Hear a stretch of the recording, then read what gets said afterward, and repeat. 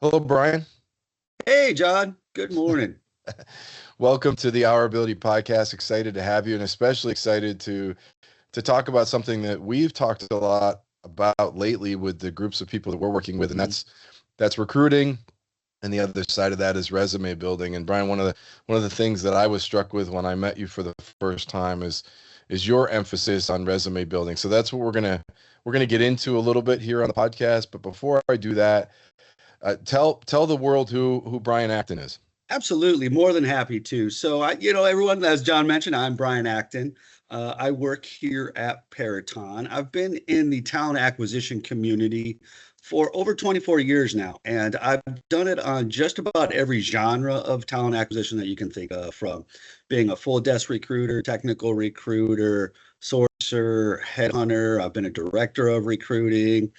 I've done it for the DoD, for the federal government, as a contractor, and also as a corporate person. My current role right now at Peraton is am part of the military and veterans program here. I'm also the SkillBridge internship program manager as well. Been with Peraton over 4 years now, almost five. I'm also a veteran of the Marine Corps and the Army.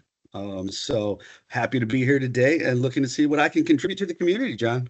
Brian, thanks for your service and thanks for recruiting both veterans and veterans with disabilities. Absolutely. There's a lot of cross with veterans and the disability community. I'm sure you see that as well, the percentage of Absolutely. veterans with disabilities. So appreciate what you're doing. Talk to me a little bit about what you do in the recruiting space, the skills that you're looking for, the skill references that you see in the candidates, and how you might match a veteran with a job that Peraton needs right now. Sure, absolutely. So when you start talking about Peraton, Peraton is a next generation national security organization. Okay. So it's a lot of DoD, U.S. government contract work, significant presence, if you will, in the cybersecurity IT spaces, data science, data analytics, machine learning, AI, space and intelligence work. So that's our primary focus, if you will. Of course, we are nearing a 19,000 person organization. So within that, we have just about every other skill set under the sun you could think of, right? Human resources, finance, logistics, operations. So that's the bulk of what we're looking for when you start talking about candidate pools and so forth. So I do see a wide range of candidates, candidate qualifications, what the candidate's looking for, what the Peraton's looking for. And I would say, 90% of the time, really what it comes down to is resume, right? Is looking at a resume, being able to do an honest self-assessment against your qualifications versus the job descriptions and requirements that Peraton's put together as an example, and how you fit those, and being able to articulate and present that information in your resume in a functional manner that someone like myself could pick up and look at it and within a few seconds understand if I'm looking at somebody that might possibly be the right fit for this role or not. So that's the big one right there. That's great. What we hear it an awful lot as we built our system. We leaned heavily into skills assessment, right? So our Yes. system pulls out agnostic to the disability. We're pulling out information on what's in somebody's resume or LinkedIn profile. We're pulling out the skills. I know in the veteran space, there's a lot of conversation on matching those skills that you have in service versus what skills are needed in from Right. a corporate America standpoint. Talk to me a little bit about that transition and how you work with that.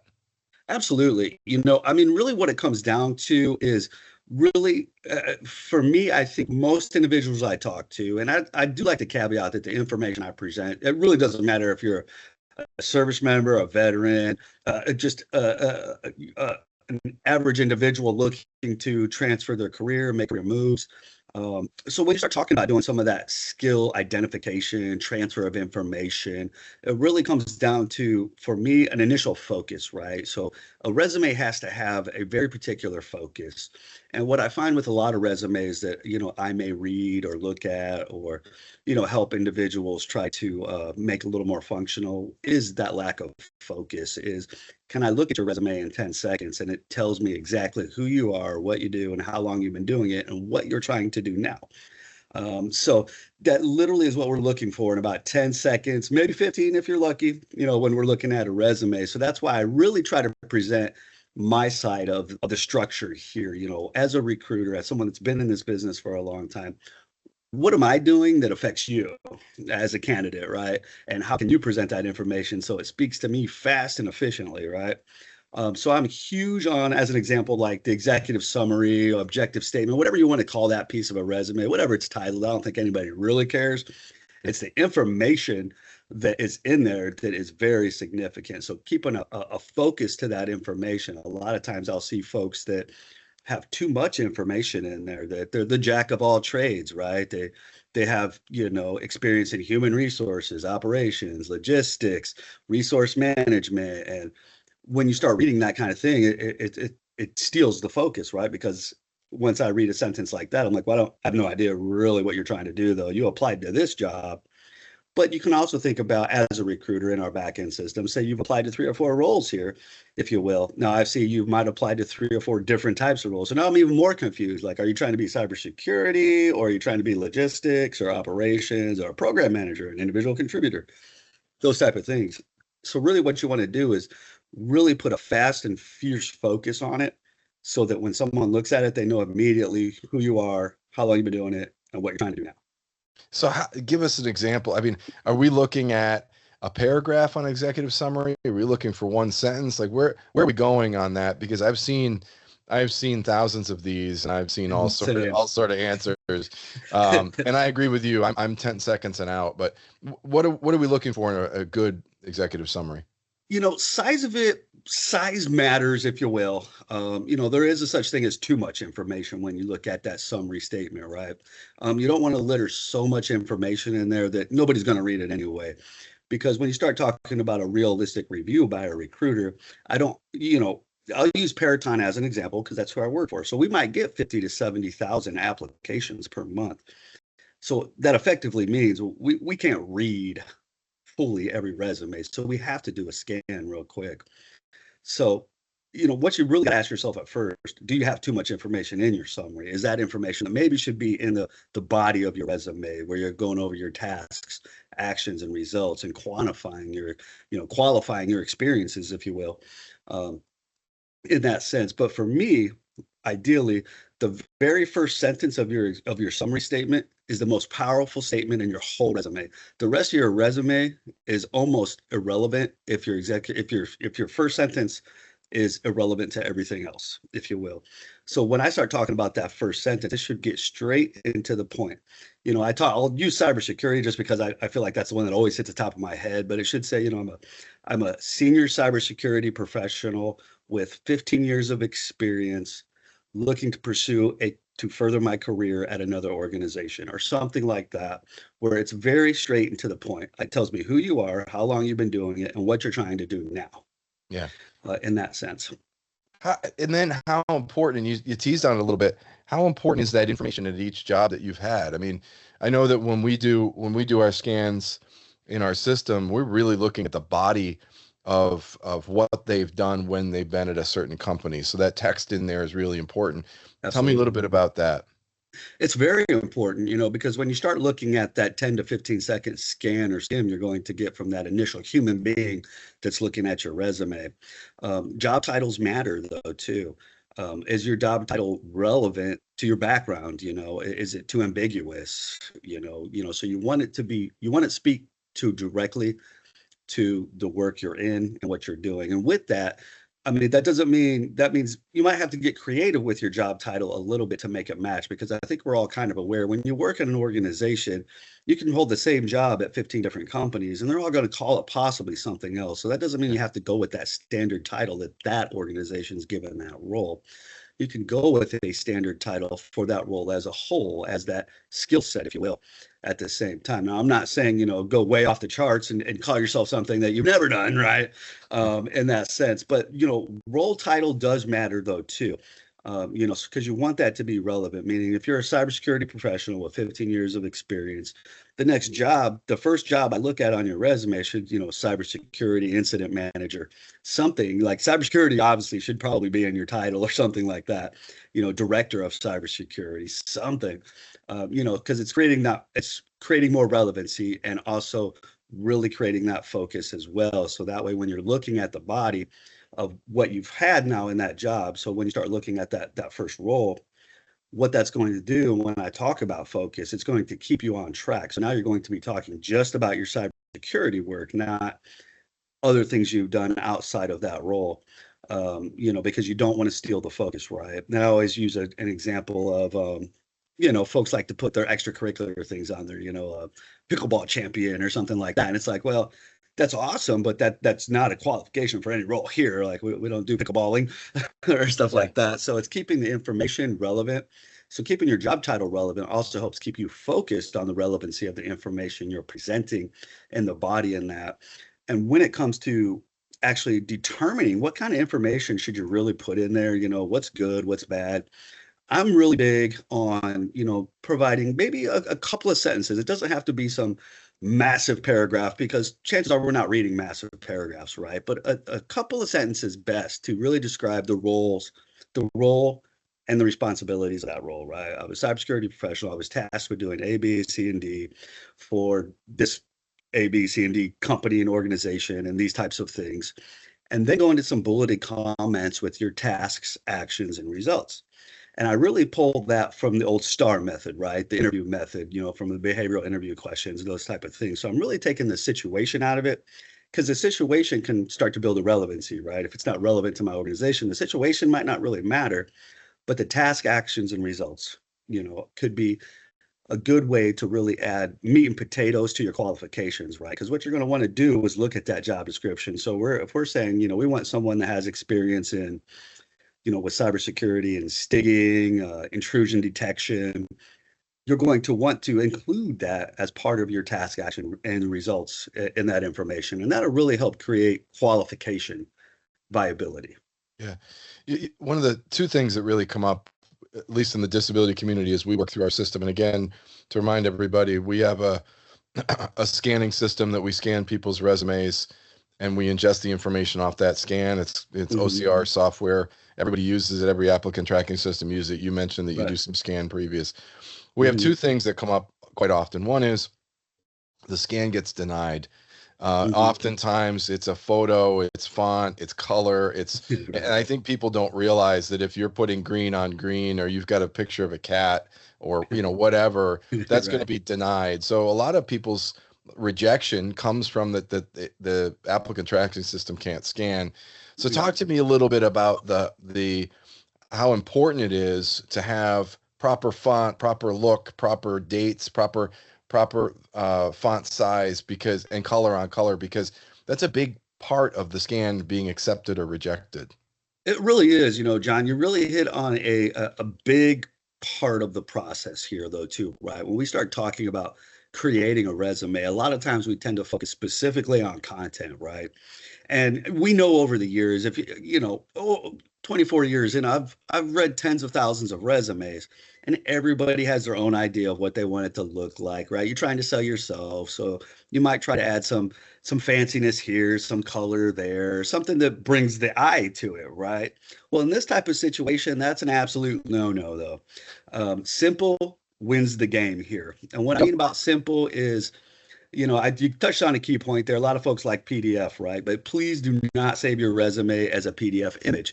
OCR scanning applicant tracking systems hate that as an example. But simple wins the key here, because what you got to really think about, and what I try to really focus on, folks, is my side of the business, right? And what I do. And that if I have a job and 300 people applied to it, I got to look at 300 resumes now. So you've only got that 10 or 15 seconds. And if my eyes have to search for the information on your resume, you've got it columns over here, you've got this beautiful blue column over here with contact information and certifications, executive summary statement over here, jobs down over here. And I've got to go all over the place on your resume. That's bad news, because if I got to search for information, I'm probably not going to, right? It's Right. a quick hit, if you will. So simple wins the key. I always tell folks the simpler it is, the easier it is for someone else to read. Because when you're creating your own resume, you know exactly where you've put this information, you know exactly where to find it. And really what you run into too, the fancier you get, the more you're going to run into those OCR hiccups, right? I couldn't tell you over the years, over the tens of thousands of resumes that I try to load in there that folks give me, or they try to load in there and they think they've got it in there. I've seen plenty of resumes over the years where it has a candidate name and no other information, because what's happened is the OCR reading process has hit information it doesn't recognize. And the second it stops recognizing information, it doesn't just continue to play the game, it just stops reading and says, well, I'm done. There you go. So you might think you built this amazing resume, loaded in our system, and you're just, over there just foaming at the mouth waiting for an interview call for us because you are absolutely 1,000,000% qualified for this role. And we don't even have your resume, actually. Those type of things. So simple wins the key. I always say simple formatting. No, not a lot of HTML, no fancy colors. Please do not put a picture of yourself on your resume or those type of things like that. It's unnecessary information, and it certainly doesn't boast your qualifications. If we pull it up and you just got this, I'm looking at John's resume and there's this handsome man on there. That doesn't mean I'm like, oh, let me call John. Yeah. That's not how that works. It's irrelevant information at that rate. Or even, I see folks, in the IT community that'll put like the little CompTIA logo on their resume because they got their CompTIA certifications, right? That's a no-no though, because you don't want the OCR system to mistake that for information that it can't read, because OCR systems do not like pictures. Yeah, they'll kick it right out. I've given 7 or 8 trainings in the last 2 weeks, and I have said exactly what you just said, Brian. I could literally cut this audio and play it for them, because they don't understand that the OCR systems are not going to pick up off fonts or green off gray or cat photos, as I said before. And they're surprised that I said, no, they're looking for data. They're looking for text so that it can ingest text. And the number of candidates to get kicked out because of that is quite high. We know it because we get an email from the candidate right away saying my resume didn't go through. Well, it didn't go through because of all those instances. Use Times Roman numeral, use Arial, use 12, use black font on white paper, and keep it with dates in line, that the dates match, meaning it's month, day, year, or year, month, day, and all the way through. Otherwise, the OCRs are not going to pick it up. So I'm glad you say that, because we've had that come up so often with every conversation we have. Absolutely. And, I think there's kind of this odd trend that started. I don't know when it started, but I see it every now and then. It's almost like the reverse chronological order as well. Please don't do that, because we're looking for recent employment first. Yeah. Always. So, I have seen that recently, the reverse chronological order. That's definitely, don't do that. And, John, you really hit on that major key point, is simple fonts, black and white, it is the game there, because we've got to read it and we've got to read it fast. So, you want to maintain that typical standard, name, contact information, keep it simple, add your LinkedIn if you've got it. And by all means, please change your LinkedIn URL identifier. It's real easy to do. If it's, your LinkedIn and then it's 30 other characters after it, try to change it to your name, even if it's got to be, John Robinson, 123, something, so that it shortens it up a little bit though, too. You don't want to have that 50 character URL in there, right? And that type of thing. But you want to keep it simple, name, location. It doesn't have to even be your full address, just city and state realistically, contact information, email address, and make sure it's one that you actually monitor. Yes. And certainly add any clearances in your contact information if you do have a clearance, because if that's qualification information, you want that immediately available to me. Executive summary, job statements, very simple formats, always wins the show. So Brian, tell me a little bit, one more thing about the resume, and it's as much resume as LinkedIn as well, but gaps in the resume. We've all seen gaps in the resume. Sure. Are you explaining the gap in the resume on the resume, or do you need to have the answer when you're in the interview process? Both. I think the resume, like if there's a significant gap, to be honest, I mean, I think if you're talking like a 60-day, maybe even 90-day gap, I don't really think that requires a significant amount of explanation, if you will, other than, hey, whatever, took some time off or took an extended period of time off, whatever. People do that. That's not uncommon, especially, some of the communities I work with, military folks or the wounded, ill, and injured service members who, just maybe taking a gap in employment just to kind of reset, decompress their lives, if you will, and then move on to something else, right? So that's not an unusual thing. And it's certainly easy to state that in the resume.